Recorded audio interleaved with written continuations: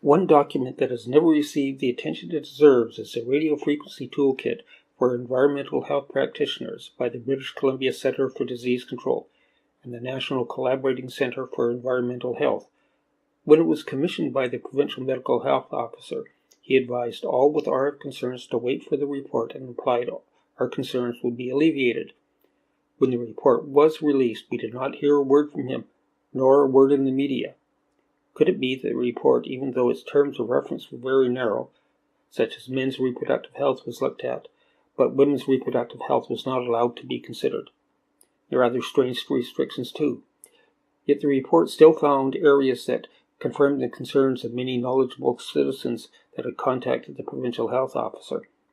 The release of the toolkit was delayed for approximately 6 months, apparently because it did not conclude that the current levels of radiation were harmless.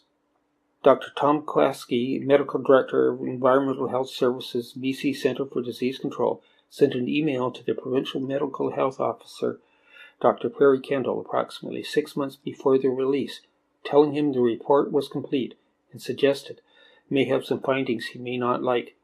The report was released. A number of us reviewed the report and noted 100 or so areas of concern. We should be concerned about the findings of the report indicating reasons for serious concern. The BC Centre for Disease Control has a web page for radiofrequency, which can be found. They use links, a tiny URL, or it has a number of links to various aspects to radiofrequency. There is a link to the toolkit, and there is also a summary that their co-partner wrote about the paper.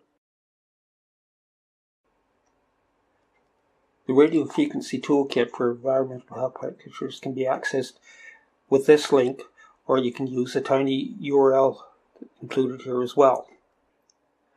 The toolkit itself can be described as in part a review and a discussion of the available science and published scientific papers. In chapters 2 to 5 are a very readable explanation of the science of radiofrequency from the electrical engineering perspective, an area that many need to understand better if they are to understand exposures and the biological harm that can be caused by radiation. On page 18 there is a very important equation that I wish to bring to people's attention.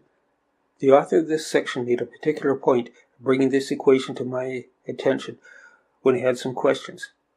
The paragraph I wish to point out is regarding the power density of RF waves in the near field, and because of the phase differences, it is practical to consider that the peak power density all the way through the near field is 4 times the average power density of the antenna. It gives the equation there as well for you.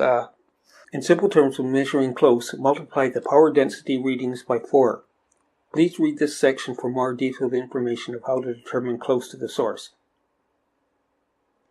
When in doubt, the recommendation is to measure the electric field and the magnetic field in a variety of locations, and the product of the readings is the power density. Unfortunately, all but the most expensive meters, $30,000 plus, do not measure both electric and magnetic fields. If they display both, the magnetic field is a calculation based on the electric field and not useful for determining the power density when close to the source. Dr. Robert Kane notes a second source of energy stored in near-field zones close to the antenna the industry never speaks of because very few except antenna engineers and electromagnetic researchers are aware of the existence.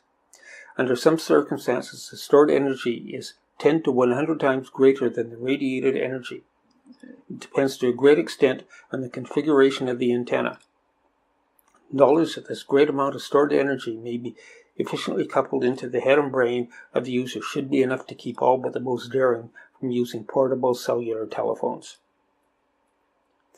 The central theme of his book is cell phone manufacturers knew years ago that cell phone radiation at present exposure levels is dangerous to human health. To support this, he references a number of documents, primarily IEEE documents, that have been unable to obtain because they have a high paywall barrier at the IEEE. Dr. Kane was a senior research scientist with Motorola. Another document to download from the BC Centre for Disease Control is the 2016 RF Toolkit Review, available at this link. Apart from the extensive bibliography, the review notes little difference than the original report other than the report of levels of radiation are increasing.